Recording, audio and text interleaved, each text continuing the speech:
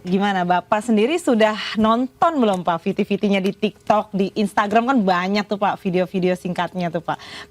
Soal kondisi darurat selama 7 hari. Persiapkan dirimu katanya gitu kan. Internet bakal mati, listrik bakal padam. Bapak udah lihat belum Pak? Ya sudah lihat dan bahkan tadi sore ini saya naik MRT turun di HI, naik taksi. Seorang driver itu bercerita pada saya, benarkah itu akan ada blackout katanya, mati semuanya. Udah Saya nonton katanya, saya ya? nonton, benar nggak?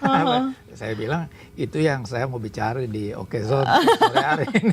Jadi tadi Bapak perjalanan ke sini, iya. ternyata driver taksinya juga percaya. Percaya, dia nonton katanya. Nonton juga. Nonton, jadi memang ini sudah. Bapak lihat ini fenomena apa sih Pak? Sebenarnya ini gini, ini akibat kehidupan dunia yang tidak nyaman ya. Tidak nyaman. Tidak nyaman dan itu membuat orang takut.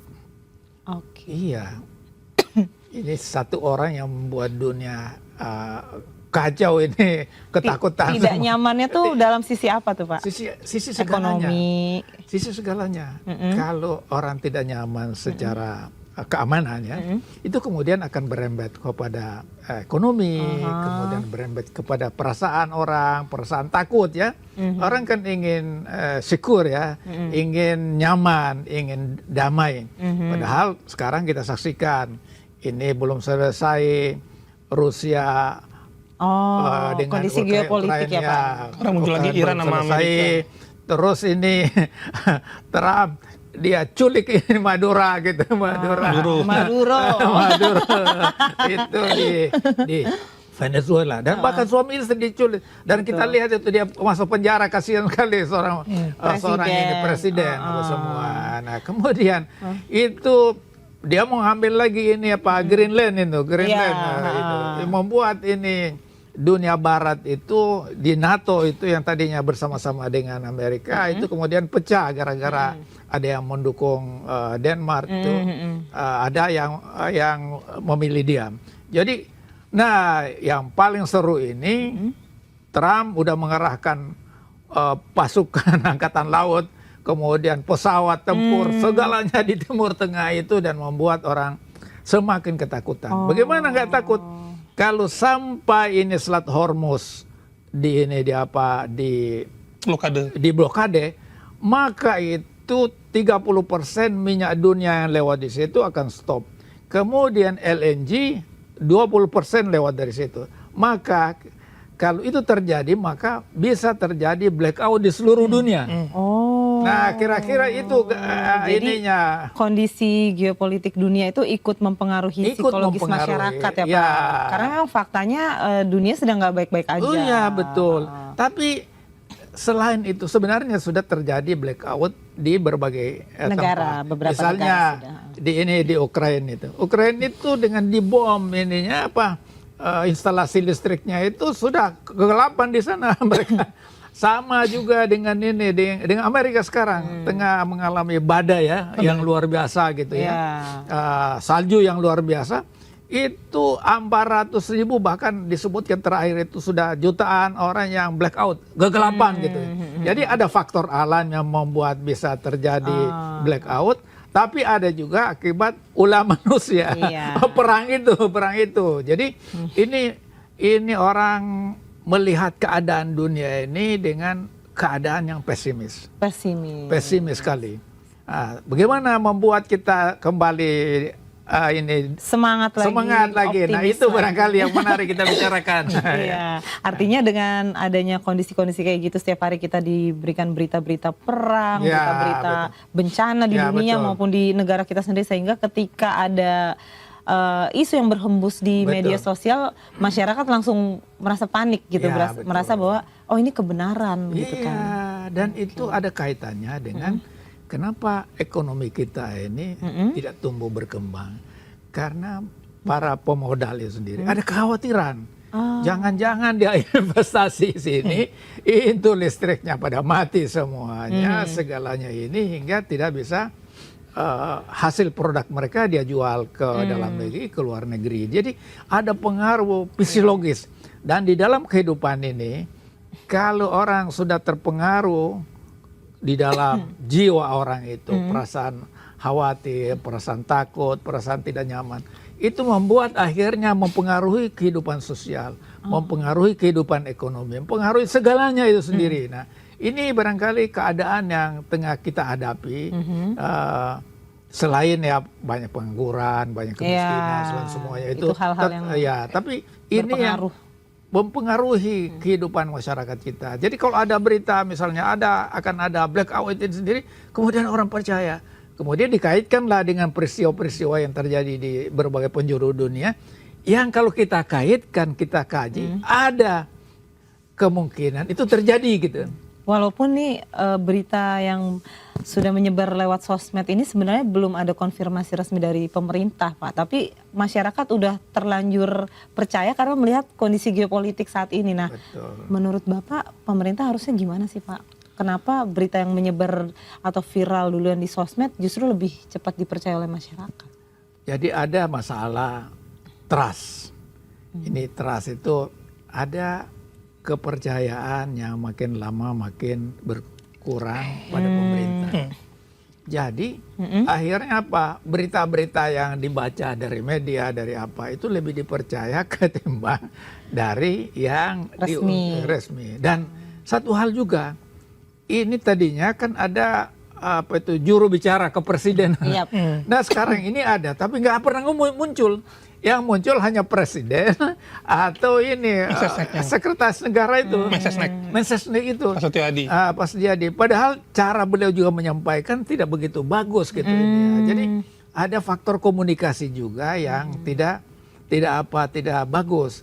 Dan sebenarnya kalau menurut saya lebih baik Prabowo jangan terlalu banyak ngomong. Karena salah sedikit dia ngomong itu jadi sasaran tembak oleh netizen, oleh publik. Biar diserahin ke bibirnya. Kalau ada juru bicaranya yang ini, jadi kalau salah masih bisa diluruskan ini. Tapi kalau presiden kan nggak ada yang bisa meluruskan karena dia ngomong. Tapi nyatanya kan begitu. Jadi akhirnya ini omong-omong aja. Kalau udah omong-omong, akhirnya apa? Masyarakat lebih percaya pada berita-berita yang mereka dapat dari sosial media. Tapi saya ingin juga menyampaikan, sosial media ini ada sisi positifnya. Karena kita cepat dapat berita, cepat apa. Tetapi juga jangan kita percaya 100%. Nah, gimana kenapa? Pak, menyikapi berita-berita kayak gini? Ya, Pak? Kita harus ada counter berita. Kita harus cari, ini ada berita, misalnya contoh, ini sudah 35.000 orang meninggal di Iran katanya gara-gara demonstrasi. Nah, kalau kita hanya percaya dari itu, sosmed itu bisa jadi kita kemudian terbawa, jahat banget itu. Tapi kalau kita lihat fakta di lapangan, yang demo aja nggak sampai seperti itu, hanya di blow up begitu aja. Hati-hati dengan framing media sosial. Iya, media sosial. Dalam hal apapun termasuk karena berita ini kan perang media, siapa yang yang banyak menyuarakan berbagai hal, kemudian tidak ada counter dari pihak misalnya pemerintah, dianggap kebenaran. Misalnya ambil contoh, ini akan terjadi blackout. Ini sudah ramai di media sosial. Padahal pemerintah belum bilang. Iya, pemerintah diam-diam aja. Nanti masyarakat, berarti benar itu. Ya, jadi menurut saya setiap ada berita yang kira-kira kurang menguntungkan bangsa kita, negara kita, itu harus segera di-counter dengan data-data ilmiah tentu. Data ilmiah nggak mungkin itu terjadi, keadaan ekonomi kita tetap baik, tetap semuanya disampaikan dengan data-data yang ada. Dengan demikian masyarakat tidak terbawa kepada isu-isu yang kemudian akhirnya dia lebih percaya dari pemerintah. Nah itu bahaya kalau pemerintah udah nggak dipercaya gitu. Dia lebih percaya dari sosmed. Iya, sosmed itu sendiri. Karena pemerintah lambat menanggapi apa yang sudah ramai di sosmed gitu. Ya, sebenarnya bukan lambat, itu tidak peka terhadap apa. Tidak peka, padahal di masyarakat ini udah isunya udah banyak banget ya dibicarakan di YouTube, di TikTok. Iya, bayangkan kalau sopir itu kan nggak mungkin nonton dia lagi bawa ini. Dia bilang pada saya itu dia bilang, ini rame bang, bagaimana ya bang keadaannya gitu. Ya tentu saya akan menenangkan bahwa itu tergantung kekuatan kita di dalam negeri. Jadi di dalam negeri itu kita harus membangun optimisme. Betul. Nah sekarang ini optimisme lagi merosot ini. Masalahnya Karena banyak omong-omong nggak ditumbuhkan. Nggak ditumbuhkan. Jadi saya bilang, justru saya bukan orang pemerintah, terus menyemangati rakyat. Kita harus bersemangat, kita harus yakin, kita ada masa depan yang baik, ekonomi kita tumbuh dan sebagainya. Ya. Justru saya bukan orang pemerintah yang ngomong begitu, seharusnya orang pemerintah. Betul. Nah, tapi orang pemerintah itu para menteri kan takut. Jangan-jangan saya salah ngomong, saya diresapel. Nanti ini lagi bias lagi ya kan? Biasanya Jadi, kan komunikasinya suka. Iya, jadi kalau kita kan nggak ada yang pecat, nggak ada yang pecat, kita ngomong aja apa adanya. Tapi Pak sebelumnya Pak, Kementerian Komunikasi dan Digital itu sudah memastikan bahwa yang 7 hari itu blackout itu hoax Pak. Karena PLN sudah memastikan sistem kelistrikan nasional khususnya Jawa Bali dalam kondisi aman dan beroperasi normal dengan cadangan daya yang lebih dari cukup. Sebenarnya udah dibantah sih sama pemerintah bahwa 7 hari blackout yang digaung-gaungkan Dharma Porenkun itu tidak ada dasar itunya, faktanya sebelumnya. Ya, tapi kemudian berita itu tidak seperti medsos. Iya, karena cuma berupa postingan aja Pak. Iya, postingan. Jadi seharusnya kalau begitu pemerintah itu juga harus mempunyai orang-orang yang kemudian memberitakan secara masif. Ini kalau hanya berita kayak begitu, dikira ini benar atau tidak apa semua. Sementara info di sosmed itu masif setiap hari. Bikin konten baru lagi, konten baru lagi. Masyarakat terpapar, pemerintah hanya sekali doang dan selewatan sekali nggak bisa, Pak. Sekali lagi di dalam media itu mana arus besar yang menyampaikan sesuatu itu akan mengalahkan yang sesungguhnya benar itu. Kalau terus-menerus di ini. Berarti misalnya suatu berita yang belum tentu kebenarannya tapi diulang-ulang setiap hari akhirnya dipercaya masyarakat, oh ini kebenaran. Iya memang begitulah. Oleh karena itulah sebenarnya dulu ada Menteri Penerangan. Apa itu kerjanya? Seharusnya mereka yang ngomong, bicara tentang pemerintah. Tugasnya menerangkan. Iya menerangkan. Sama juga dengan ini. Masa ada juru bicara itu? Banyak loh dulu itu. Orang-orang dokter-dokter di situ. Ada profesor teman-teman saya masuk sih. Apa mereka itu nggak ngomong? Katanya kita kalau nggak ada perintah ngomong kita nggak bisa ngomong katanya. Saya bilang ya susah lah begitu Pak. Susah. Yang penting itu garisnya ini pemerintah begini.